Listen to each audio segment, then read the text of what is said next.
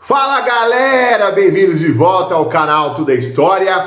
Aqui quem fala é o professor Hilário Xavier. Sejam bem-vindos ao meu canal, você aí que vai prestar concurso público, que vai prestar vestibulares, o Enem. Sejam todos bem-vindos de norte a sul do Brasil ao canal Tudo é História.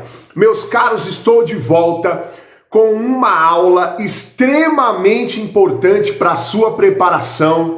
Se você vai fazer algum concurso público militar, se você vai fazer algum concurso público que tenha questões jurídicas, esse assunto aqui também é cobrado nos principais vestibulares e já caiu no Enem. Hoje eu preparei uma super maratona de correção com exercícios que abordam todas as constituições da história do Brasil. Isso mesmo. Hoje você vai aprender um pouquinho sobre todas as constituições do Brasil, desde a primeira em 1824, no primeiro reinado, até a atual, criada pós-regime militar, lá no governo Sarney, em 1988. Vai deixando o seu like no começo da aula, porque senão depois você esquece, tá bom? Se você não gostar, depois você tira o like, tá? Lembrando, pessoal, já está à venda, por meio de Pix, a nossa apostila focada na ESA com os exercícios que já caíram na prova de 1975 até a última prova em 2020. Tudo gabaritado, bonitinho, apostila em PDF por apenas R$ 14,90. Você faz o Pix com esse e-mail que está aqui na descrição, lalinhoxavier0@gmail.com.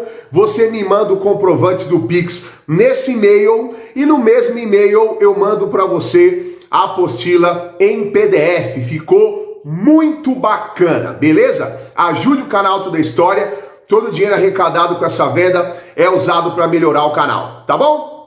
Vamos lá, chega de recado e vamos falar das constituições da história do Brasil.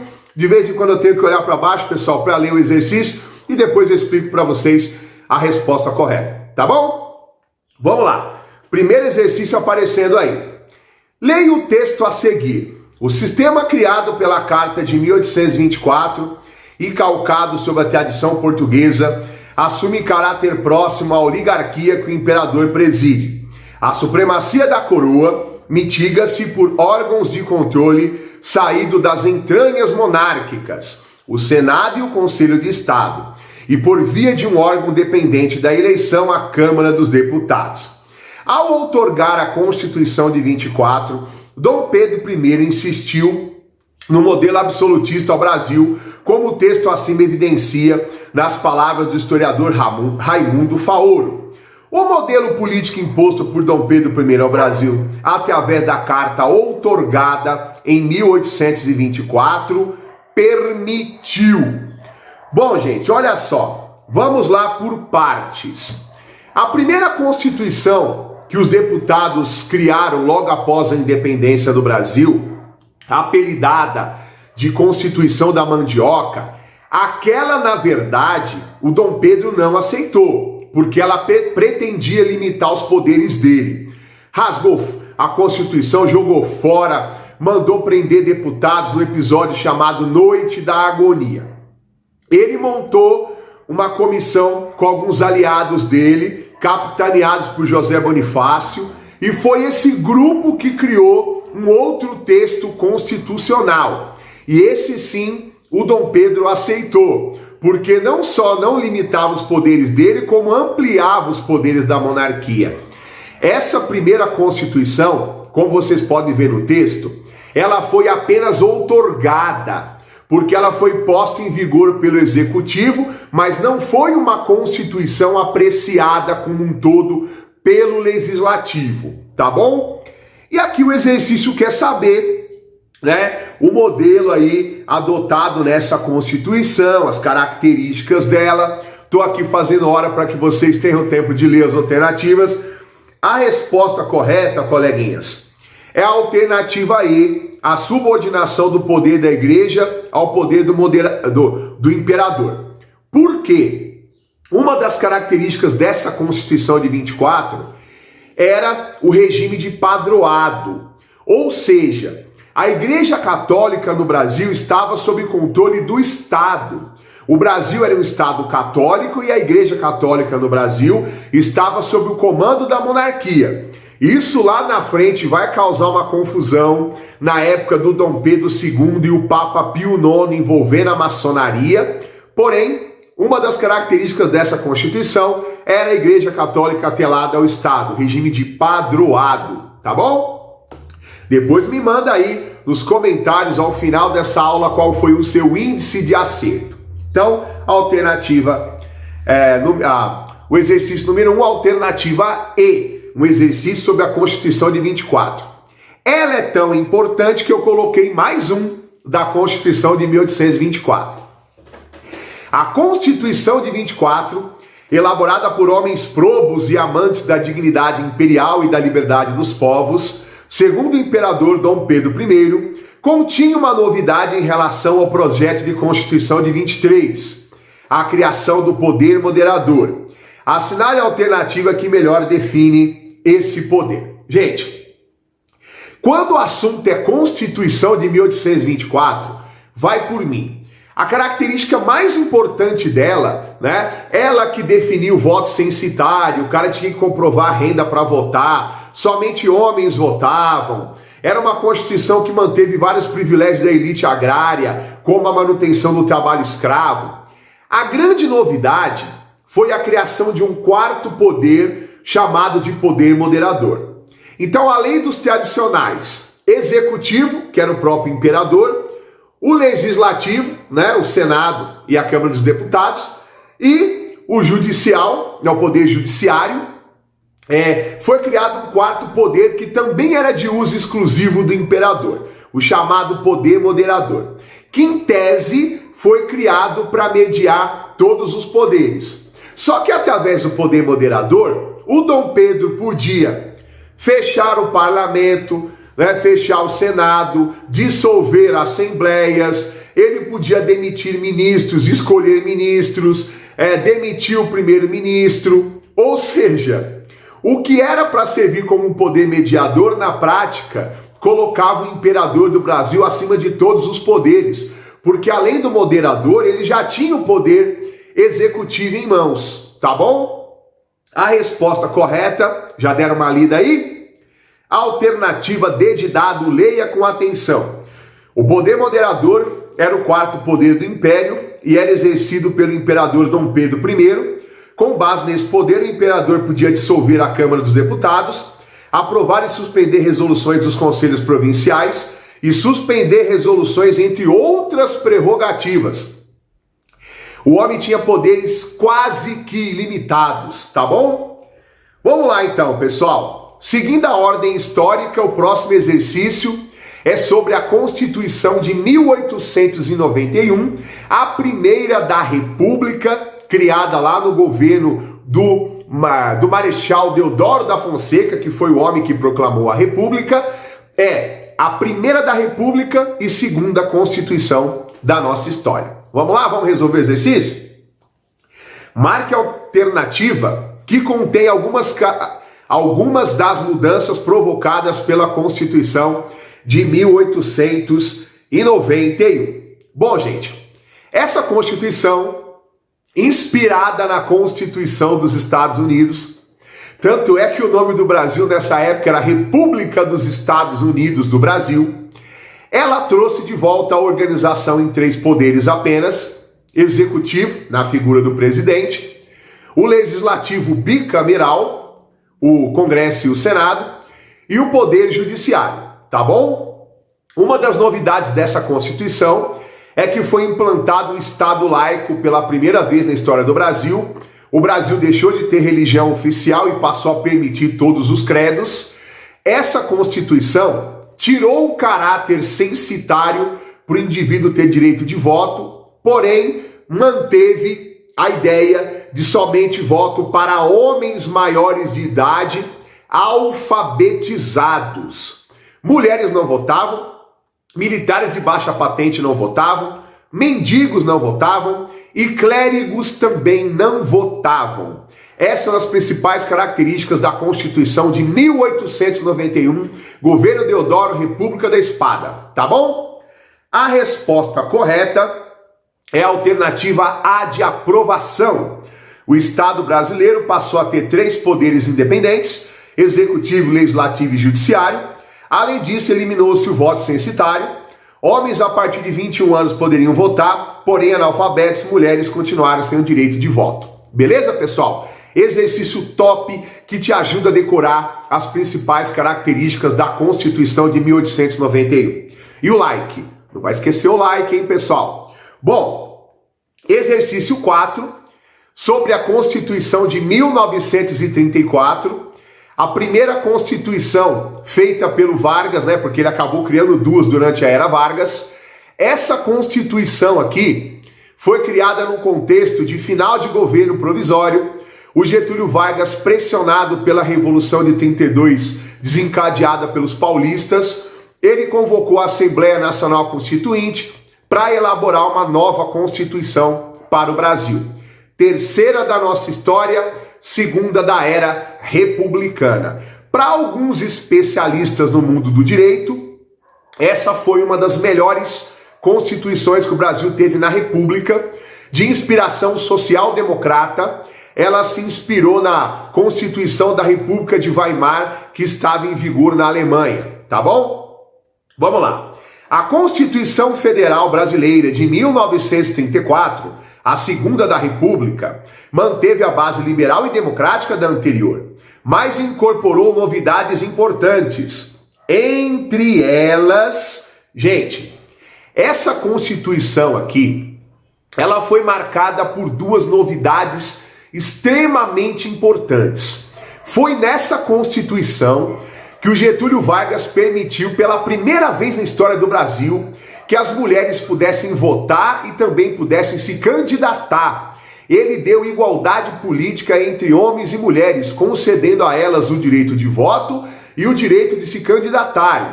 E essa Constituição aqui ajudou Getúlio a começar a construir a imagem de pai dos pobres, porque foi nela que o Getúlio acrescentou uma série de leis trabalhistas. Pela primeira vez na história republicana brasileira, uma Carta Magna se preocupou tanto com leis de ordem trabalhista.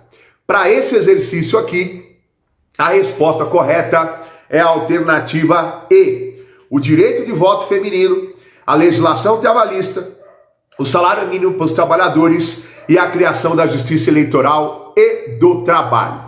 O problema é que logo depois o Getúlio, vai implantar o Estado Novo. Getúlio vai dar um golpe de Estado, alegando que os comunistas ameaçavam a ordem democrática. Ele apresenta lá um suposto plano, uma conspiração que ele havia descoberto, chamado Plano Cohen. Ele cancela as eleições marcadas para 38. Ele implanta o Estado Novo, que é a sua fase autoritária, que para muitos beirou o fascismo. E ele cancela essa Constituição de 34 para pôr a de 37. Então, o cara sai de uma das constituições mais democráticas que o Brasil teve para uma das mais autoritárias que o país criou. Essa Constituição de 37, ela recebeu o apelido de polaca, porque ela se baseou na Constituição fascista da Polônia. Então vamos resolver esse exercício da Constituição de 37. Ela é a 4ª Constituição da história do Brasil, a 3ª da República. A Constituição Federal de 37 consolidou o Estado Novo varguista, que conservou uma estrutura de poder autoritária até o seu último ano, em 45. Essa Constituição ficou conhecida à época como polaca, pois, gente, essa Constituição acabou com o cargo de vice, fechou o Congresso, fechou o Senado, o presidente sozinho fazia as funções de executivo e de legislativo, impôs uma série de restrições à greve, movimento operário, movimento estudantil, implantou um Estado corporativista, sindicatos atrelados ao Estado, e todas essas são características autoritárias que essa Constituição copiou da polaca, que era a Constituição fascista da Polônia. Então, a resposta correta para esse exercício é D de dado. Assemelha-se à Constituição polonesa de 35, que continha um viés autoritário. Para você ter uma ideia, essa Constituição proibia o hasteamento de bandeiras e a execução de hinos estaduais. O cidadão brasileiro só podia exaltar símbolos nacionais, federais. Era uma Constituição com características bem fascistas. Bom, o próximo exercício é sobre a Constituição de 1946, né? Ela é, vamos contar, 1, 2, 3, 4, 5, é a quinta Constituição da história brasileira, a quarta da era republicana.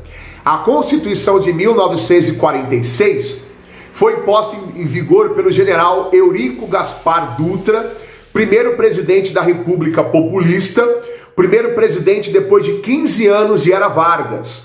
Como ele é o primeiro presidente pós-Estado Novo, essa Constituição de 1946 foi usada para redemocratizar o Brasil e para retirar o entulho autoritário do Estado Novo varguista. E ela foi criada num contexto de Guerra Fria, né? Na época, Estados Unidos e União Soviética já tinham terminado a aliança que eles tiveram na Segunda Guerra, já estavam em atrito na Guerra Fria, e o Brasil ficou no meio daquele fogo cruzado. Vamos lá, exercício da VUNESP. Ainda hoje as interpretações mais difundidas, embora eu reconheçam a inequívoca vocação democrática da Constituição de 46, sublinham suas limitações e sua incidência sobre aquilo que consideram ser a fragilidade da experiência democrática brasileira no período. Entre as limitações citadas no trecho, é correto afirmar que o que o texto está dizendo é o seguinte, gente: é uma Constituição que redemocratizou o Brasil, que garantiu direitos sociais conquistados anteriormente, né? Trouxe de volta o Congresso e o Senado. Porém, ela não era perfeita. Aliás, nenhuma Constituição é perfeita. Essa Constituição, mantinha, né, um ar de exclusão para alguns setores, para algumas áreas da sociedade brasileira, né? E o exercício quer saber, olha aí, quais eram as limitações dessa Constituição de 46? E a resposta correta é B, de bola, a exclusão do direito de voto aos analfabetos. Quer dizer, a democracia voltou, né? Homens e mulheres podiam votar, porém alfabetizados. Os analfabetos continuavam excluídos do direito de voto, mesmo nessa Constituição de 46. Tá bom? Então vamos lá falar da sexta Constituição da história do Brasil, a quinta da era republicana, uma Constituição de uma época complexa da história do Brasil, regime militar, governo Castelo Branco, né? Uma época onde os militares, desde 64, haviam ascendido ao poder, derrubando o governo João Goulart. A partir de então, os militares começaram a decretar atos institucionais, que eram decretos-lei, que os militares utilizavam para governar o Brasil. E em 67, eles colocaram em vigor essa Constituição aqui, tá bom? Vamos lá. Uma das características do regime militar que vigorou no Brasil de 64 a 85 foi a implementação de atos institucionais com o objetivo de alterar a ordem jurídica até então vigente no país. Esses atos, também referidos como AIs, transformaram aos poucos o ordenamento jurídico brasileiro em um aparato autoritário. Com a Constituição aprovada em 67, esse viés autoritário acabou por ser... Bom, gente, o que os militares fizeram? Né? Eles decretaram o AI número 1, que elegeu o Castelo Branco presidente e caçou políticos rivais. O AI número 2 implantou o bipartidarismo no Brasil. A Arena e MDB. A Arena era um partido dos militares, o MDB um partido de oposição controlada. O AI número 3 decretou eleições indiretas para governos de estado e prefeituras de capitais. E o AI número 4 convocou a criação da Constituição de 67.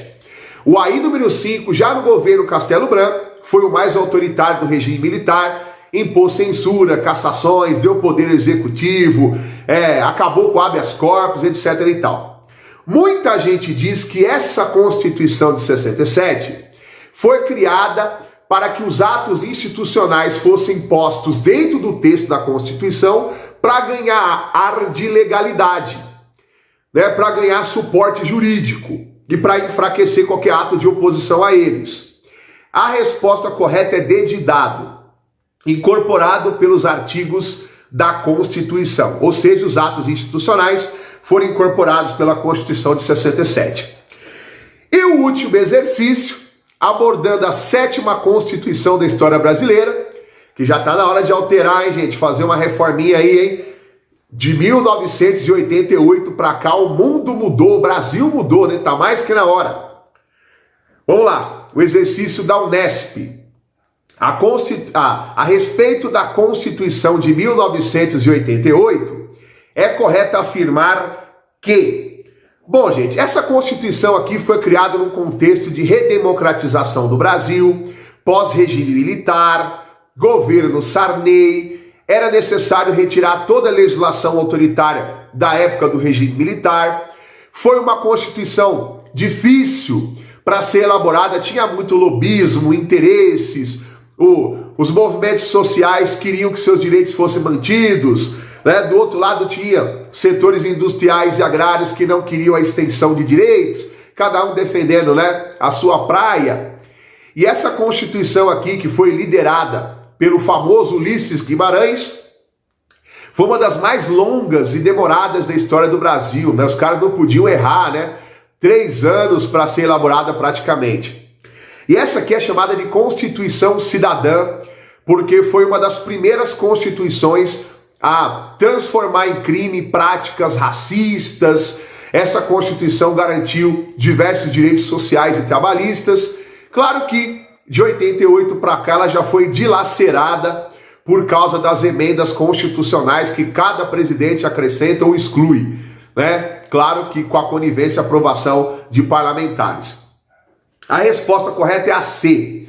Os direitos civis foram amplamente assegurados, sendo a prática de racismo classificada como crime inafiançável. Bom, meus caros, espero que vocês tenham gostado, que tenham aprendido bastante das constituições. Dê seu like, compartilhe essa aula e se você vai prestar a ESA e quer treinar com 109 páginas de exercícios que já caíram na prova da ESA, por R$ 14,90 você pode adquirir a nossa apostila. Um abraço e até a próxima aula. Fui!